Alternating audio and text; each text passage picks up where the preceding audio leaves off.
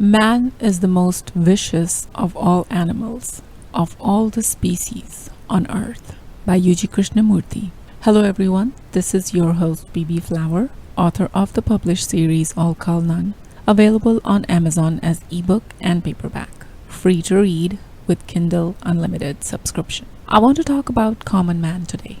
The existing state of affairs is a convincing game. And who designed this game? Who are the players? Who is the controller? What is the significance of such a game of life? Let's start with elites. Who are elites?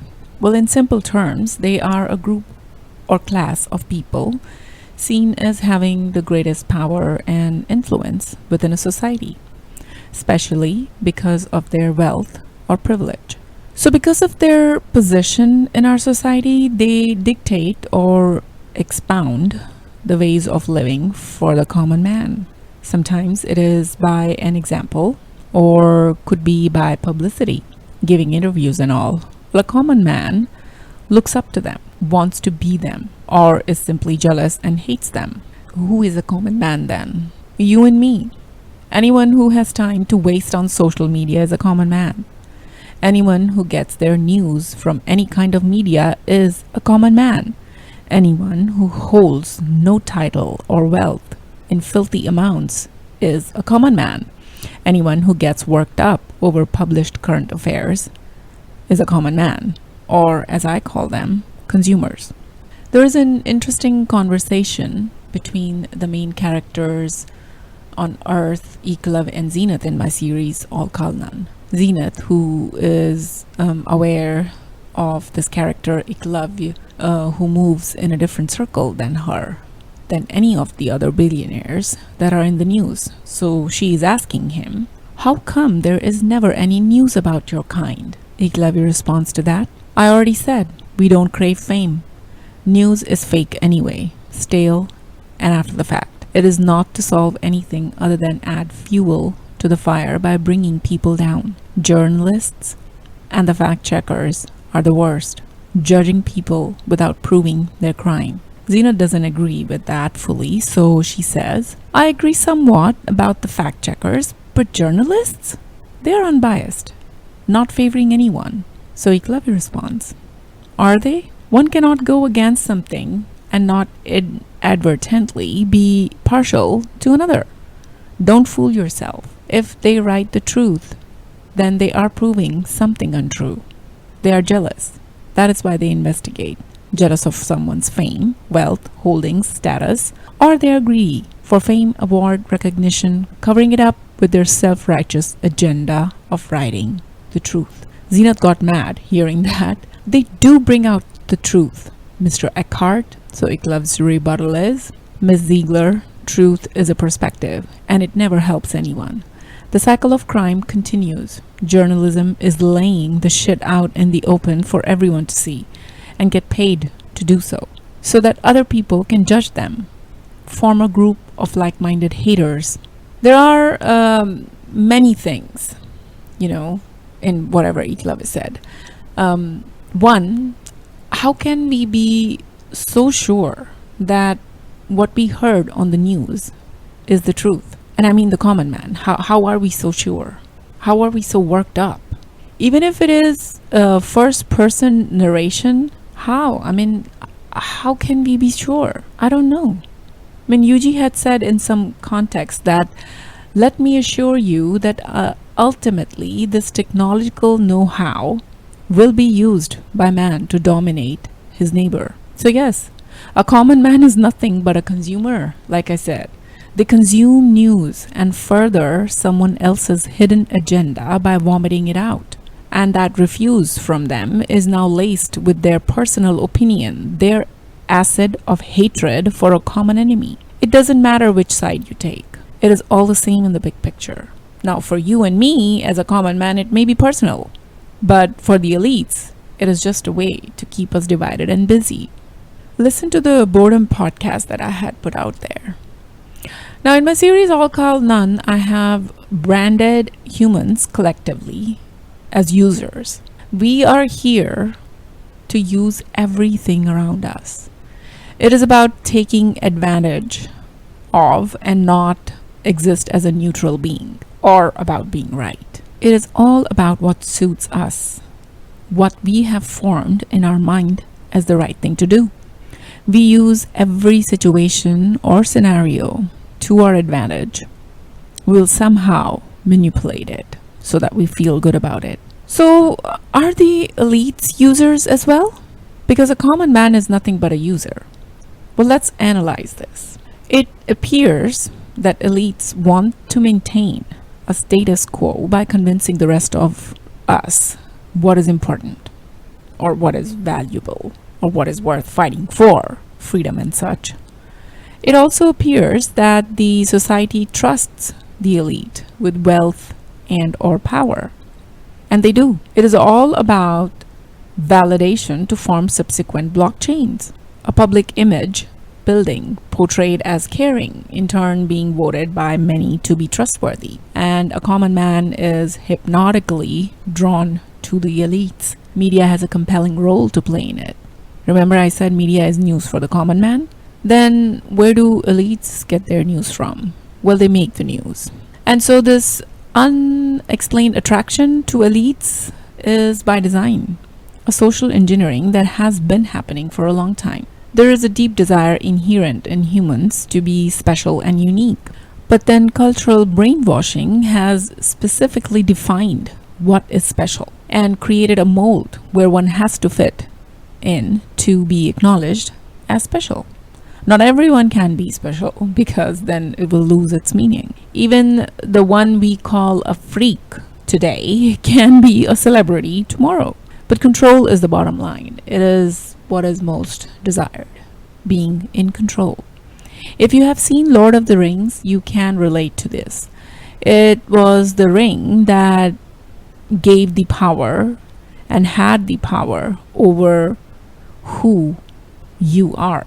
The ring is the power giving you the idea of you being in control and able to strategically steer things the way you want. Almost like being God, and God is the controller or the savior by definition, and it is a strong drug. You can't get off of it. Watch my Feeding Addiction podcast. Now, if I'm an elite and I want to retain this personal special feeling forever, what would I do? Well, either I would prolong my death or my life, or I would pass this legacy on to my next generation, retaining the native trait. Now, in my series ALL KAAL NONE, I have depicted this as pure breeding. The privileged or higher beings in my series don't want to create hybrids. Similarly, elites don't want to be a common man ever. And why would they? All these revolutions that try to transfer power is only really a change of the host of that ring that is wearing the power or controlling, like communism. There is no democracy, as it is all but a ruling. The people who hold keys of communism enjoy power and control, just like the leaders of democratic world or dictators or kings of the past. Nothing is different. We aren't as creative as we think. It's recycled ideas, old wine in a new bottle. Masses and peasants exist with an only purpose to consume and destroy. Common man has nothing to offer to the world. They want to enjoy and destroy, left to themselves. Again, if I'm an elite, why do I need large human capital? How is that to my benefit? What good is a common man to an elite? Well, in history, it has been documented that if class divide is too stark between the peasants and the elites, without any transition that smoothly rolls into the poor class, then the peasants revolt and transfer of power comes about. Overthrowing of a ruler, murdering of the king. And that is how, and that is why now there is a steady layer of middle class, the buffer or demilitarized zone for status quo. A common man slowly churns through this chain, participating in the rat race, not once questioning why. In fact, we encourage our children to do so. For a common man, getting a piece of the pie is the most important thing. They constantly are threatened that they will be thrown out, so they have to try harder. But this is also you can get a piece of the pie, a very small piece of the pie. We train ourselves to take advantage of everything, exploit everything to get ahead of the next person. We compete, aka are jealous of everyone around us. And in the race, we have proven beyond any reasonable doubt that we are the mercenaries who are capable of devouring the planet like the locusts. And a bunch of locusts is called the plague. The world population as of October 2021 stands at 7.9 billion. And it is not a lot, or perhaps it is. I mean, who's the judge here? And also, there is apparently an underpopulation problem coming in the future. Look around you. That is the premise of my next book, which I'm about to release very soon. It addresses the overpopulation of humans, the root cause of all the problems. And in my series ALL KAAL NONE, this population issue is crudely condemned and hints at ideas that have come to be widely accepted, which will help depopulate the planet of humans. You have to ask now, who benefits from depopulation of humans? Now, there are a lot of conspiracy theories on depopulation, like biowarfare or nuclear warfare, but it can't be an abrupt implementation unless the elites have come to realize an optimal model where humans can get more done with less destruction. And let's not forget that road to hell is paved with good intentions. And these depopulation efforts have a good side effect. We already got a glimpse of it during COVID lockdown days. Planet was reviving at an immense pace. So our planet might last longer for us to enjoy and exploit with depopulation. And it is slowly coming about with a few sprints of spurts here and there. Like I said, COVID lockdown was one such spurt. What is the slower method? Well, just look at the manufacturing units, the warehouses, see what's happening in factories and big industries. The workforce is mostly machines, AI and robotics infused, and idea that is less and less dependent on human capital management for labor. And we all love to watch such videos on YouTube. It's so fascinating to the common man. Because humans are unethical. Watch my Humans Are Computers podcast. So when machines take over, fewer people will be engaged. Where are the people engaged then? I mean, where would they be engaged then? Online. I mean, they are busy online, and they will be busy online, keeping others busy with them. But all this automation and human stagnancy doesn't disrupt the status quo in a sudden manner. It is done gradually, and business always adapts to new game. Example, post-COVID, flights, hotels, cars, or any other travel-related vertical now have high margin, maintaining high price. They don't care for large volume with little margin anymore. It's like the luxury hotels, quality over quantity. They would rather be empty and cater a few high-priced customers than serve low-priced customers in bulk. There is a chart online that represents all mega luxury businesses with ties to only a few elite families that they cater to. So they can always throttle the levers of both supply and demand with price. Do any of the businesses need commoners then? Well, even Island of Rich would have laborers. Not everything is automated yet. There is a need for drivers, maids, nannies, chefs, capos, etc. These are next level of comfort that middle class can't afford so readily, especially in developed countries. Manual labor is overpriced in developed countries. A plumber or a locksmith will rob you blind here. Underdeveloped countries have excess manpower, and so labor is cheap with a lot of poor people to exploit. And it appears to be fair. Perhaps it is due to the social but silent blockchain voting. Everyone does it, so it must be fair. But somewhere it also sounds not fair, hiring cheap labor when the labor is extensive. That's the human conflict of wanting opposite things at the same time. I mean, who doesn't want to save money and get the maximum return? Everyone. We want to exploit but feel bad for the ones being exploited. We want slaves but pretend to feel otherwise for the concept of slavery. Just like we all want to be unique but desire to fit into the societal mold at the same time. This so-called seemingly suppressed and hardworking common man is a perfect nanobot to destruct Earth, like a worker ant or termites. But then we have a higher conflict. The elites actually want to save the planet as it's in their best interest. They are the hoarders of most of the resources. Sharing is not caring for them. I mean, sharing is a social concept. A common man doesn't care. They are programmed for destruction by fighting for the leftover resources. Contradictory ideas are planted inside us, and we justify them using tools like religion or societal norms. Both the elites and common man are fed from the same mind network. It's always a play of conflict that keeps us or keeps the show running. The conflict is inside out, from within us, like Shiva and Shakti at play, or yin and yang. Coming back to human capital management, in many developed countries, when a tech worker is hired and given a work visa, it is called labor certification approval. And they are called aliens when they get permanent residency.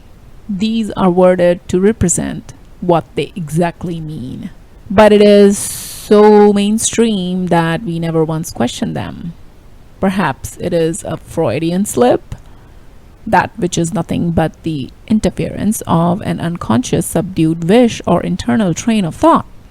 Like how these reporters are talking about Ukraine, that civilized people are being bombed, not the uncivilized Middle Eastern people. How racist is that?